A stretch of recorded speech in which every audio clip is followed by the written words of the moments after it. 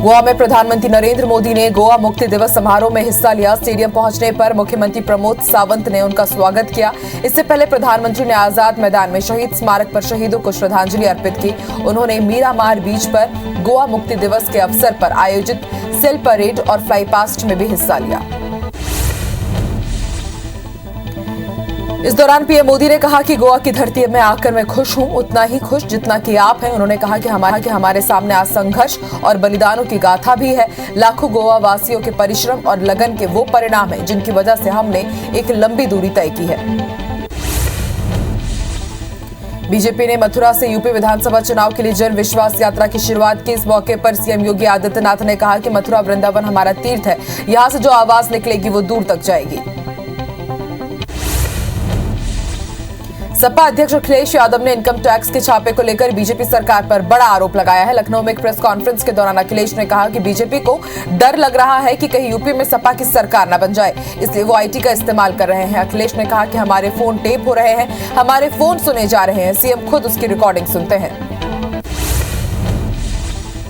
गृहमंत्री अमित शाह ने आज महाराष्ट्र को सौगात दी। गृहमंत्री अमित शाह ने पुणे में केंद्रीय फॉरेंसिक विज्ञान प्रयोगशाला के एक नए भवन का उद्घाटन किया।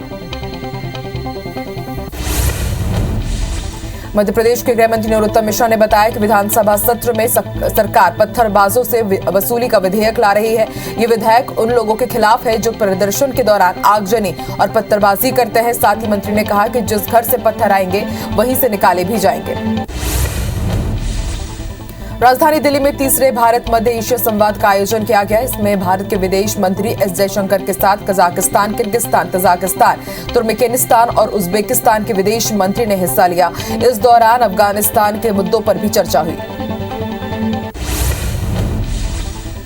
एशिया संवाद में भारत के विदेश मंत्री ने कहा कि हम सभी का अफगानिस्तान के साथ गहरा संबंध है। हम सभी अफगानिस्तान के लिए एक प्रतिनिधित्व करने वाली सरकार चाहते हैं जो आतंकवाद के खिलाफ लड़ाई और अफगानिस्तान में महिलाओं, बच्चों और अल्पसंख्यकों के अधिकारों का संरक्षण करे। कपूरथला में भीड़ के हाथों मारा गया युवक बेअदबी नहीं बल्कि चोरी करने आया था। पंजाब पुलिस ने यह खुलासा किया है। कपूरथला के एसएसपी कमलप्रीत सिंह ने इस बात का खुलासा किया है कि जांच में अभी तक यही सामने आया है कि युवक चोरी करने आया था। बेअदबी की कोशिश हुई ही नहीं, इसलिए जिन लोगों ने युवक को मारा है उनके खिलाफ मर्डर का केस किया जाएगा। केरल में पिछले 12 घंटे के अंदर 2 बड़े नेताओं की हत्या कर दी गई है, जिसके बाद आलपुड़ा में अब धारा 144 लगा दी गई है। बीजेपी ओबीसी मोर्चा के राज्य सचिव रंजीत श्रीनिवासन को उनके घर में घुसकर हत्या कर दी गई। इससे पहले कल social democratic party of India के नेता शान की हत्या कर दी गई थी। छत्तीसगढ़ में नगरीय निकाय चुनाव पर एसईसी ने आदेश जारी किया है। बुर्का पहनकर आने वाली महिला वोटरों की जांच करने के आदेश दिए गए हैं। इस दौरान पहचान में आपत्ति जताने पर महिला अधिकारियों द्वारा जांच भी की जाएगी। बता दें कि बीजेपी ने महिलाओं की जांच की मांग की थी। जबलपुर में रेत तीर्थ योजना के जरिए उन्नत खेती के जरिए अब किसानों को अवगत कराने की व्यवस्था है, लेकिन जिम्मेदार अधिकारियों की लापरवाही के चलते इस योजना का लाभ किसानों को नहीं मिल पा रहा है और इसके कारण न खेती लाभ का धंधा बन पा रही है और न ही किसानों को सब्सिडी का फायदा मिल रहा है।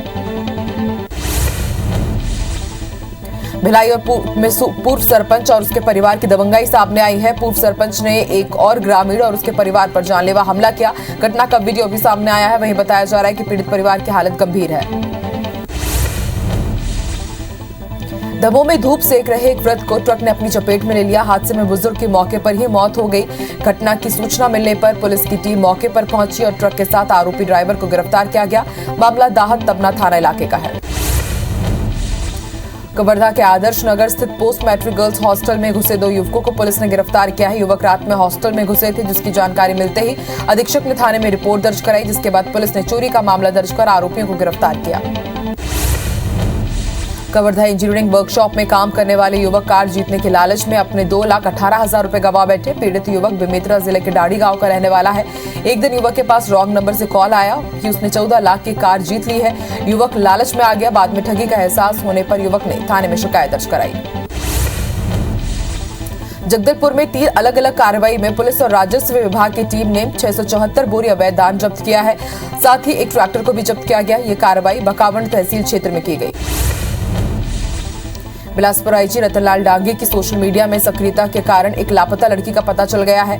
पुलिस के मुताबिक पेंड्रा से लापता हुई नाबालिग लड़की जोधपुर में मिली है। दरअसल लड़की ट्रेन में चढ़कर जोधपुर पहुंच गई थी। इसकी सूचना एक सब इंस्पेक्टर ने ट्विटर से आईजी का नंबर निकाल कर दी। खंडवा जिला जेल में वॉलीबॉल, इमरती रेस, कैरम, भाषण और गीत प्रतियोगिता का आयोजन किया गया, जिसमें कैदियों ने बढ़ चढ़कर हिस्सा लिया। जेल अधीक्षक अदिति चक्रवर्ती ने बताया, कैदियों को मानसिक और शारीरिक रूप से स्वस्थ रखने के लिए आयोजन किए गए। मध्य प्रदेश में कई जिलों में तापमान में गिरावट देखने को मिल रही है। इसी बीच राजधानी में आज सुबह का तापमान 5.2 डिग्री दर्ज किया गया। वहीं मौसम विभाग ने सागर, ग्वालियर समेत कई संभागों के जिलों में शीतलहर की संभावना जताई है। कवर्धा के चिल्फी घाटी में तापमान में लगातार गिरावट दर्ज की जा रही है। इससे इलाके में ठंड बढ़ गई है। बता दें कि जिले के बहना, खोदरा समेत 10 गांव में कड़ाके की ठंड पड़ रही है। वहीं ठंड से बचने के लिए ग्रामीण अलाव का सहारा ले रहे हैं। कोरोना के नए वेरिएंट ओमिक्रॉन के बीच ब्रिटेन के एक हेल्थ एक्सपर्ट ने डराने वाली चेतावनी दी है। मॉडर्ना के chief medical officer doctor Paul Burton ने कहा है कि अगर ओमिक्रॉन और डेल्टा स्ट्रेन मिलकर किसी को संक्रमित करते हैं तो कोरोना का नया सुपर वेरिएंट बन सकता है। ब्रिटेन में डेल्टा और ओमिक्रॉन के आउटब्रेक स्पीड ने सुपर वेरिएंट की आशंका बढ़ा दी है। अमेरिका के न्यूयॉर्क में कोरोना वायरस संक्रमण एक दिन में 21,000 से अधिक मामले सामने आए हैं, जो देश में अब तक के सर्वाधिक मामले हैं। बढ़ते संक्रमण के चलते अमेरिका के क्रिसमस के कई आयोजनों को रद्द किया जा सकता है। कोरोना वायरस का नया वेरिएंट ओमिक्रॉन ब्रिटेन में तेजी से बढ़ रहा है। ब्रिटेन की स्वास्थ्य सुरक्षा एजेंसी ने शनिवार को बताया कि 17 दिसंबर को 24 घंटे में ही कुल 10,000 नए मरीजों की पहचान की गई है। अस्पताल में अभी नए वेरिएंट के 85 मरीजों का इलाज चल रहा है। यहां अब तक ओमिक्रॉन के 24,968 केस मिल चुके हैं। वहीं इससे संक्रमित 7 लोगों की मौत हो चुकी है।